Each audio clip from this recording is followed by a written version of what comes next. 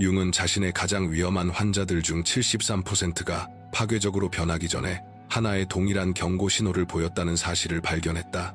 이 심리적 위험 신호는 겉보기에는 완전히 무해해 보이고 심지어 매력적인 평범한 사람들에게서도 나타난다. 융에 따르면 이것을 알아차렸을 때 즉각적으로 거리를 두는 것만이 유일한 보호책이다. 오늘 나는 무엇을 주의 깊게 봐야 하는지 정확히 보여주려 한다. 왜냐하면 이 신호는 노골적인 공격성이나 독성 행동으로 자신을 드러내지 않기 때문이다. 그것은 훨씬 더 미묘하며 바로 그 점이 그것을 치명적으로 만든다. 융이 확인한 이 신호는 어떤 사람이 자신의 그림자를 절대적인 확신을 가지고 타인에게 투사하기 시작할 때 나타난다. 하지만 대부분의 사람들이 그림자 투사에 대해 이해하지 못하는 점이 있다. 그것은 단순한 심리학 이론이 아니다.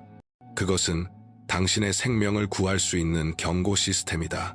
1913년, 융은 인간의 위험성에 대한 그의 이해를 영원히 바꿔놓을 한 환자를 치료했다. 이 환자는 매력적이고 말솜씨가 좋았으며 타인을 진심으로 걱정하는 것처럼 보였다. 그러나 융은 그의 등골을 서늘하게 만드는 무언가를 알아차렸다. 이 환자가 악하거나 교활하다고 묘사한 모든 사람들은 동일한 특성을 공유하고 있었다. 그 특성들은 바로 환자 자신이 부정하고 있던 자신의 특성이었다. 이 환자는 단순히 사람들을 오해한 것이 아니었다. 그는 체계적으로 자신의 그림자를 주변 모든 사람들에게 투사하고 있었다. 6개월 안에 이 환자는 3개의 관계를 파괴했고 2명의 동료를 해고당하게 만들었으며 자신의 형제를 신경쇠약 상태로 몰아넣었다. 그러면서도 완전한 결백을 유지하며 자신을 피해자라고 믿고 있었다. 융은 이것이 단순한 오해의 문제가 아니라는 것을 깨달았다. 그는 인간관계에서 가장 위험한 심리적 메커니즘을 목격하고 있었던 것이다. 무의식적인 그림자 투사와 절대적인 확신의 결합. 그러나 이것이 가장 무서운 부분은 아니다. 진정으로 공포스러운 것은 현대 신경과학이 이 과정에 대해 밝혀낸 사실이다. 누군가가 확신을 가지고 자신의 그림자를 투사할 때 그들의 뇌는 왜곡된 인식을 지지하도록 실제로 현실을 다시 쓴다. 스탠퍼드 대학의 로버트 사폴스키 박사의 연구에 따르면 강렬한 투사 상태에서는 망상 상태에서 활성화되는 것과 동일한 신경회로가 활성화된다. 그 사람은 의식적으로 거짓말을 하는 것이 아니다. 그들의 뇌가 실제로 현실 인식을 변화시킨 것이다. 이것이 바로 그림자 투사자들이 다른 사람들에게 매우 설득력 있게 보이는 이유다. 그들은 자신의 왜곡된 인식을 진심으로 믿는다. 왜냐하면 그들의 신경 필터링 시스템이 무의식적 내용에 의해 장악되었기 때문이다. 그러나 여기서 진정한 위험이 시작된다. 투사자의 확신은 심리학자들이 말하는 현실 왜곡장을 만들어낸다. 그들은 당신을 잘못 보는 데서 그치지 않고 다른 사람들까지도 자신들의 왜곡된 렌즈를 통해 당신을 보도록 설득한다. 융은 그림자 투사자들이 절대적인 확신을 가지고 자신의 무의식적 투사를 퍼뜨림으로써 명성, 관계, 심지어 전체 사회적 네트워크까지 파괴한 사례들을 수없이 기록했다. 누군가가 당신에게 결코 가지지 않았던 동기, 느낀 적 없는 감정, 존재하지 않는 의도를 비난한 마지막 순간을 떠올려보라. 만약 그들이 당신이 제시한 어떤 증거에도 흔들리지 않은 채 완전한 확신으로 그렇게 했다면 당신은 실시간으로 그림자 투사를 경험한 것이다. 그림자 투사가 이렇게 교묘한 이유는 투사가 강할수록 투사자는 더욱 확신에 차게 되기 때문이다. 이는 가족, 직장, 공동체 전체를 가둘 수 있는 심리적 피드백 루프다.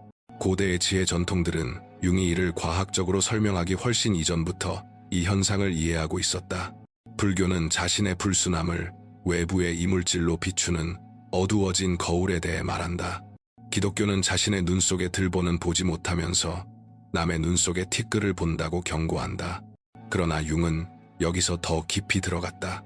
그는 그림자 투사자들이 단순히 현실을 잘못 인식하는 것이 아니라 그들에게는 완전히 실제처럼 느껴지고 점점 더 많은 사람들에게도 실제처럼 느껴지는 대체 현실을 만들어낸다는 것을 발견했다. 경고 신호는 누군가가 당신을 묘사하는 방식과 당신의 실제 내적 경험 사이에 완전한 단절이 있을 때 나타난다. 그들은 당신의 의식, 어디에도 존재하지 않는 생각, 감정, 동기를 당신에게 귀속시킨다. 그리고 그 확신이 너무 강해서 당신 스스로 자신의 현실을 의심하기 시작하게 만든다.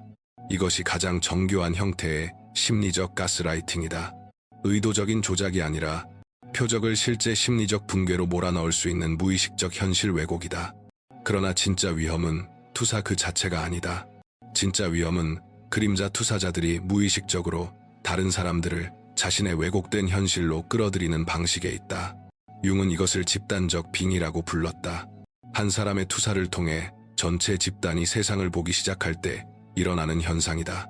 레온 페스팅거 박사의 인지 부조화 연구는 이것이 어떻게 발생하는지를 설명한다. 누군가가 절대적인 확신을 가지고 자신의 투사를 제시할 때 다른 사람들은 자신의 모순된 관찰을 신뢰하기보다 그 확신에 자신의 인식을 맞추도록 심리적 압박을 느낀다. 이것이 가족이 희생양으로 지목된 구성원에게 등을 돌리는 방식이며 직장에서 무고한 직원을 집단 공격하는 방식이고 공동체가 아무 근거 없는 투사된 비난을 바탕으로 개인을 파괴하는 방식이다.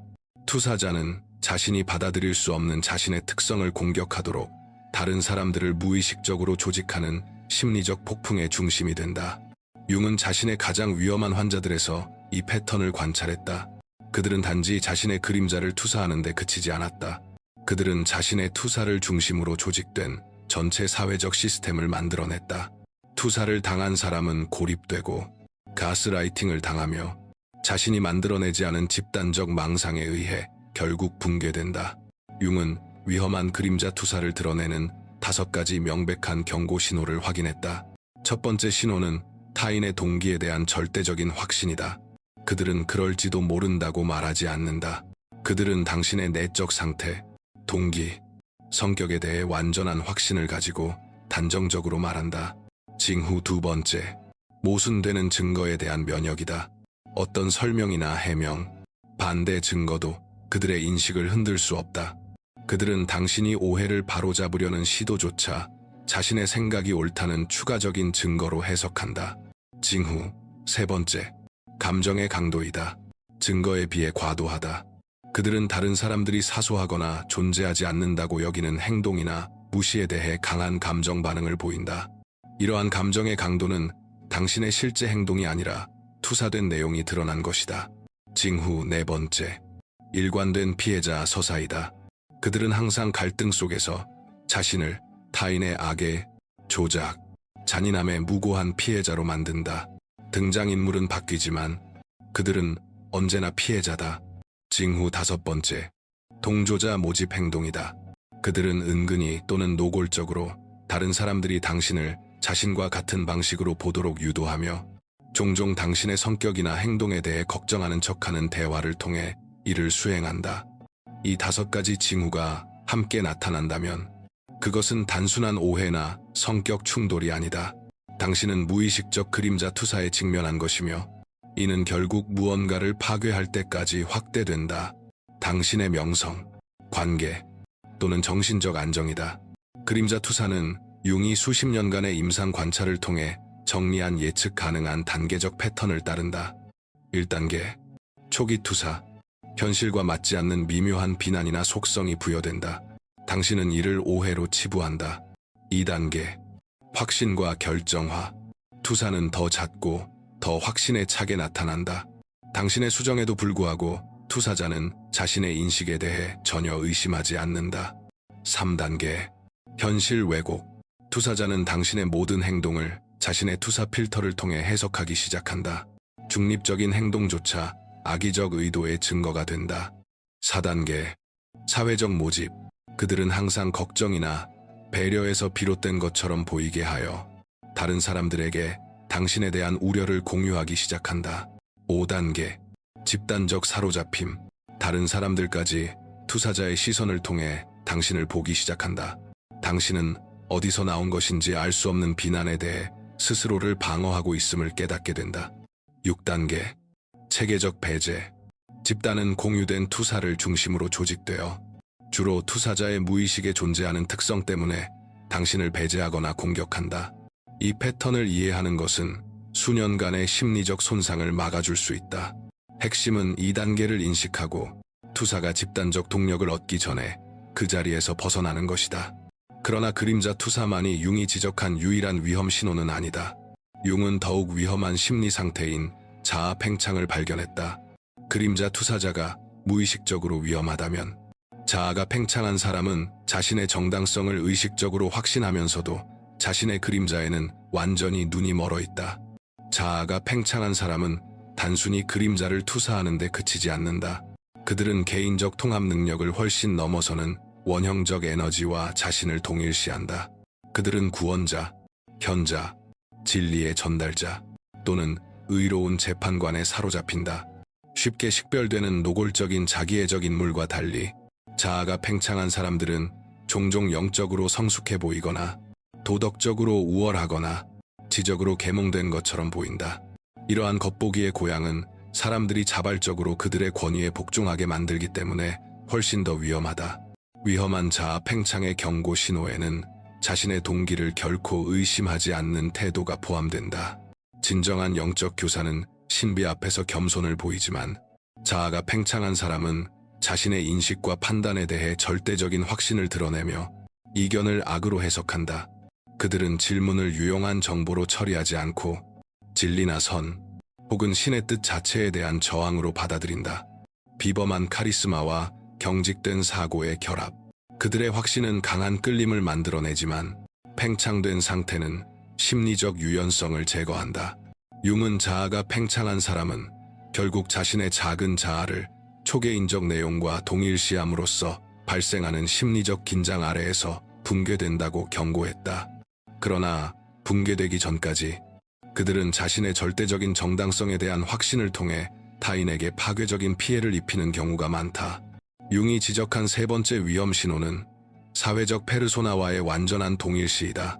공적 영역에서 쓰는 가면이 그 사람이 인식하는 유일한 정체성이 되는 상태다. 이는 융이 완벽한 사람 문제라고 부른 현상을 만든다. 사회적 기대에 지나치게 적응한 나머지 진정한 자아와 그림자와의 모든 연결을 잃어버린 사람이다. 위험은 눈에 잘 띄지 않는데 페르소나에 동일시된 사람들은 종종 사회적 적절성의 모범이기 때문이다. 그들은 항상 무엇을 말해야 하는지, 어떻게 행동해야 하는지, 어떤 표정을 지어야 하는지를 안다. 그러나 이러한 완벽함은 끔찍한 공허함을 감춘다. 모든 정신적 에너지를 흠없는 외적 이미지 유지에 투자한 사람의 경우 거부된 그림자 측면은 사라지지 않는다. 그것들은 밀폐된 용기 속의 압력처럼 무의식에 축적된다. 경고 신호에는 기묘할 정도의 사회적 완벽함이 포함된다. 그들은 나쁜 날도, 부적절한 반응도, 인간적인 모순도 거의 보이지 않는다. 상호작용에는 인위적인 느낌이 있다. 기술적으로는 올바르지만 그들의 존재에서는 공허하거나 연기된 듯한 느낌이 든다. 이미지에 대한 위협으로 인식되는 것에 대한 극단적인 반응, 완벽한 페르소나에 대한 어떤 도전도 과도한 방어 반응을 유발한다. 융은 페르소나에 동일시된 사람들이 종종 갑작스러운 그림자 폭발을 경험한다고 기록했다. 억압된 모든 내용이 파괴적인 방식으로 분출되는 폭발적인 사건이다. 페르소나가 완벽할수록 결국 나타나는 그림자 폭발은 더욱 혼란스럽고 위험하다. 아마도 융이 지적한 가장 경고적인 징후는 원형적 사로잡힘일 것이다. 개인이 자신의 개별적 정체성을 잃고 통합 능력을 넘어서는 초개인적 에너지의 통로가 되는 상태다. 이 상태는 누군가의 성격이 사라지고 고대적이고 비인격적인 무언가로 대체된 것처럼 보일 때 인식할 수 있다. 그들의 눈빛이 변하고 목소리가 변한다. 그들은 자신의 개인적 경험에 속하지 않는 권위로 말한다. 그들은 영원한 피해자에 사로잡혀 항상 고통받으며 구조를 요구할 수도 있다. 또는 오직 그들만이 볼 수 있는 악과의 우주적 전투를 벌이는 의로운 전사가 될 수도 있다. 혹은 성인들을 통제와 지도가 필요한 아이처럼 대하는 신성한 부모가 될 수도 있다. 사로잡힌 사람은 비범한 확신과 목적의식을 경험한다. 인간의식이 지닌 정상적인 모호함은 사라지고 타인에게 극도로 설득력 있게 작용할 수 있는 절대적 확신으로 대체된다. 그러나 원형적 빙의가 특히 위험한 이유는 여기에 있다. 원형에는 극단적인 양극성이 포함되어 있다. 성인을 만들어내는 동일한 원형적 에너지가 광신자 또한 만들어낸다. 구원자 원형에 사로잡힌 사람은 필연적으로 그 그림자 측면을 드러내며 종종 자신이 반대한다고 주장하던 바로 그것이 된다. 융은 빙의된 개인들이 자신의 의식적 가치와 완전히 반대되는 행동을 저지른 사례들을 기록했으며 이후 그들은 기억 상실을 겪거나 모순된 행동을 설명하기 위해 정교한 합리화를 만들어냈다. 마지막으로 가장 위험한 신호는 융이 반복 강박이라 부른 것이다. 이는 스스로를 잔혹한 운명의 희생자라고 믿으면서도 동일한 고통스러운 상황을 집요하게 재현하는 무의식적 패턴이다. 이는 다른 신호들보다 덜 위험해 보일 수 있지만 반복 강박에 갇힌 사람들은 자신도 모르게 다른 이들을 끌어들여 해결되지 않은 심리적 드라마의 역할을 맡게 한다. 경고 신호는 누군가가 항상 놀랄 만큼 비슷한 전개를 따라가며 다른 사람들과 반복적으로 동일한 고통스러운 상황에 처하는 것을 볼 때 나타난다. 그들은 매번 패턴이 반복될 때마다 진심으로 놀라며 자신이 무의식적으로 경험을 설계하고 있다는 사실보다는 운명의 희생자라고 느낀다. 위험은 그들의 심리적 드라마에 끌려 들어가는 것이다. 깨닫지 못한 채 당신은 오래전에 시작된 이야기 속 역할을 맡게 될 수 있다. 대개의 배신자, 버리는 자, 혹은 박해자의 역할이다. 융은 이를 부정적 동시성이라 불렀다. 이는 해결되지 않은 패턴을 지속시키기 위해 만남을 조직하는 무의식적 능력이다. 반복 강박에 갇힌 사람은 자신의 원초적 외상 장면을 재현하도록 도와줄 수 있는 이들을 정확히 끌어당기는 신호를 무의식적으로 발산한다. 이제 이러한 위험 신호를 인식할 수 있다면 어떻게 자신을 보호할 수 있을까? 융의 보호 프로토콜은 놀라울 만큼 단순하다. 의식적 자각과 즉각적인 경계 설정의 결합이다. 첫째, 자신의 직감을 신뢰하라. 누군가의 당신에 대한 인식이 지속적으로 당신의 내적 경험과 모순된다면 그들의 투사보다 자신의 내적 현실을 신뢰하라. 둘째, 그들을 설득하려 하지 말라. 그림자를 투사하는 사람, 자아가 팽창한 사람, 빙의된 사람은 반대 증거에 면역되어 있다. 그들을 설득하려는 시도는 오히려 그들의 투사를 강화한다. 셋째, 정보를 제한하라. 그들의 투사를 뒷받침하는 증거로 왜곡될 수 있는 개인적 세부 사항을 공유하지 말라. 넷째, 상호작용을 기록하라. 대화와 사건을 기록해 두어라. 투사하는 사람들은 자신의 왜곡된 서사를 지지하기 위해 과거를 자주 재작성한다. 다섯째, 외부의 관점을 구하라. 당신과 투사자를 모두 아는 신뢰할 수 있는 사람들과 이야기하라. 투사장의 바깥에 있는 사람들과 인식을 점검하라. 여섯째, 필요하다면 물러나라. 때로는 참여하지 않는 것이 유일한 승리다. 누군가가 여러 위험 신호를 보인다면 전략적 철수가 당신의 유일한 보호책일 수 있다. 인간의 위험성에 대한 융의 이해를 바꾸게 한 그 환자를 기억하는가?